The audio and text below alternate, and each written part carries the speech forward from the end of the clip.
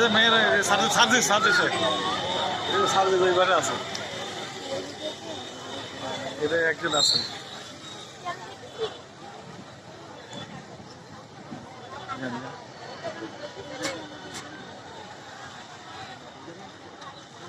হাট বলে girls high school, এই যে নাইট সাহেব, সালাম আলাইকুম। এই নাইট সাহেব আছেন সামনে, এই যেখানে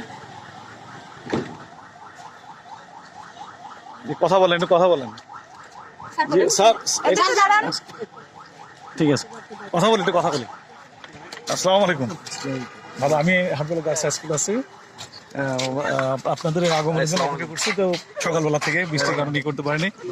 অনেক মেয়েরা কথা বলে, একটু মেয়েরা দোয়া কর।